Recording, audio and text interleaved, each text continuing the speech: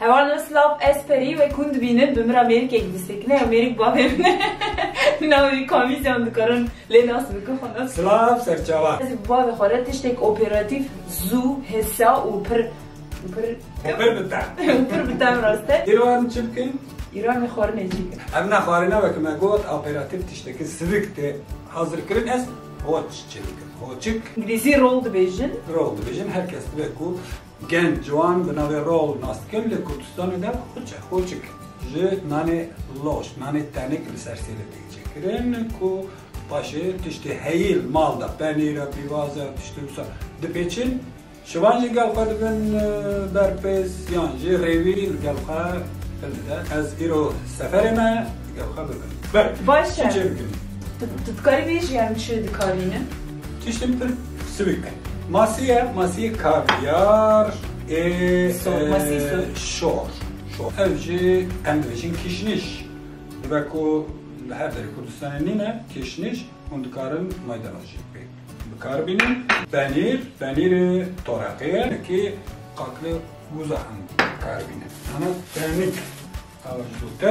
Destpêkê de em çi bikin em masiyê tenik Ez jî xiyar amade bikim. Ez ê xiyar dirêj dirêjêkim babo. Belê. Ji bo çend kesem çê dikin? Em ji bo xwe çê dikin. Ji bo du kesem baş. Biberê sor jêkim.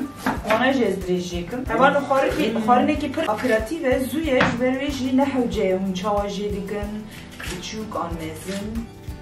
Em destpêkê de hindekî penîrê toraqiye pir nerm e.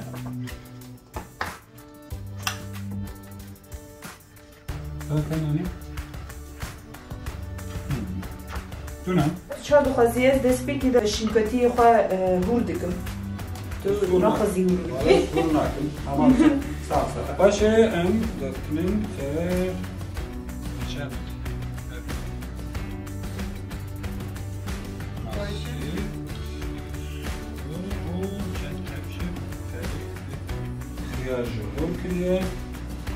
Heval dişibe sushi lê jinan em çê dikin. Nizanim sushi, ne sushi? Kurdeme sushi Kurdê em dibêjin hoç.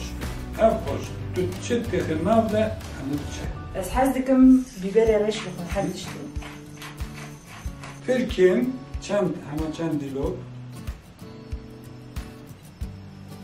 Bes ev de û em çi dikin kurdî rol dikin. em dipêçin. Dipêçin. Hazır e. Em dikarin wisa jî bixwin. Em dikarin hinekî sor jî bikin tosterê de.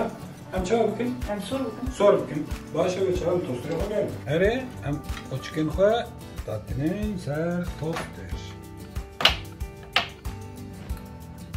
Tosterê me pir germ e. Hoçikê me sor bû em dikarin. Hoç. Hoç. Ji bîr neke. Hoç. Ez ê diş bîr nakim.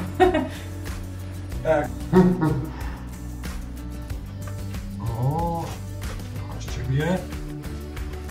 û ez hez dikim bi wê avayî ez hez dikim gelek estetik bêxwe yani ji bo bayê min ez barim zêde girîng nîne. Ez wisa jê dikim û tiştek wisa çêbûn. Hatin dawiyê programê xwe min gelek keyf stand bi bo bixware.